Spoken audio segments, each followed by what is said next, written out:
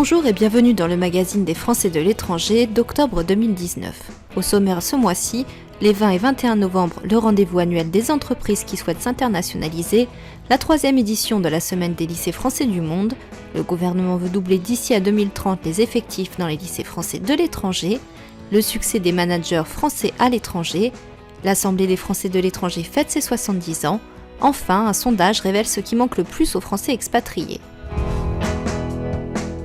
Votre société est implantée à l'étranger, vous songez à internationaliser votre entreprise, vous gérez des salariés basés hors de l'Hexagone, alors notez sur vos agendas votre rendez-vous annuel, le 2e salon des 24 heures de l'international qui se déroulera les 20 et 21 novembre prochains au sein du Palais de la Porte Dorée à Paris dans le 12e. Vous y rencontrerez plus d'une centaine d'experts. Durant les 65 conférences programmées, vous découvrirez les opportunités qu'offrent plusieurs destinations à l'honneur, des stratégies d'implantation, vous apprendrez de nouvelles techniques de gestion de vos salariés mobiles et bien sûr, vous y échangerez avec vos pairs. L'accès est gratuit, rendez-vous sur www.24h-international.com. Du 18 au 22 novembre 2019 se tiendra la 3e édition de la semaine des lycées français du monde. Au cours de cet événement, tous les établissements du réseau seront rassemblés autour de la thématique de la maternelle au baccalauréat, l'enseignement français pour réussir, afin de valoriser l'enseignement français à l'étranger. Cette 3e édition prend cette année une dimension exceptionnelle en raison de la présentation du plan de développement de l'enseignement français à l'étranger par le président de la République. Emmanuel Macron entend en effet doubler d'ici à 2030 le nombre d'élèves accueillis dans les lycées français de l'étranger, faisant ainsi de l'éducation un outil d'influence. Pour mener sa réforme, le gouvernement veut s'appuyer à la fois sur l'AEFE, colonne vertébrale du réseau et des associations telles que la Mission laïque française, qui a la main sur une centaine d'établissements.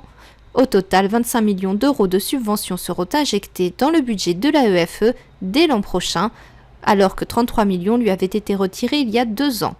L'argent servira à multiplier les implantations.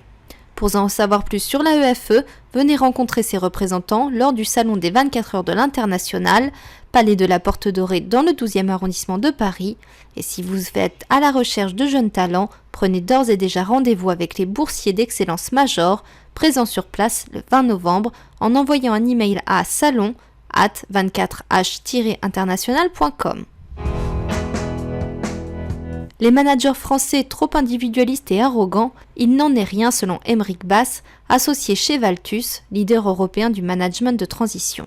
Interrogé par le journal Les Échos, l'expert soutient en effet que les cadres et dirigeants Made in France disposent des qualités culturelles nécessaires pour s'exporter et s'adapter, peut-être même mieux que leurs homologues anglo-saxons ou allemands. Les raisons à cela, l'héritage historique de la France, la philosophie d'universalisme portée par les Lumières, les valeurs françaises et républicaines qui incitent à l'ouverture.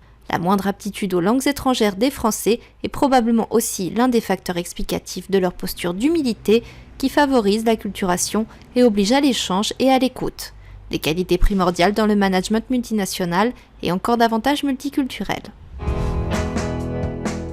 Début octobre, c'est au Quai d'Orsay que l'Assemblée des Français de l'étranger a fêté ses 70 ans au cours de la Semaine des Français de l'étranger.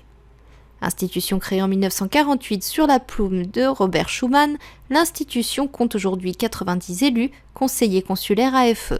Son rôle consultatif consiste principalement à sonder les 2,5 millions de Français vivant hors de France.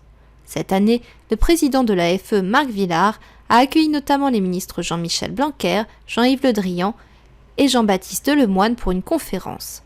Parmi les sujets au cœur des problématiques actuelles des Français hors de France, le réseau d'enseignement français à l'étranger, la fiscalité et la réforme des institutions.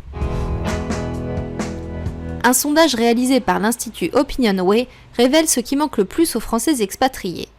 À la question « Lorsque vous séjournez à l'étranger, quel produit alimentaire vous manque le plus ?», les Français répondent à 60% la baguette de pain. Les fromages, beurres et crèmes des régions AOP manquent également à 53% des expats, viennent ensuite les viennoiseries, 24%, le saucisson 19% et le chocolat 13%. Enfin, 87% des personnes interrogées estiment que les fromages, beurres et crèmes AOP sont le symbole de la gastronomie française et 91% en proposent à leurs amis étrangers. Merci de nous avoir suivis et rendez-vous le mois prochain.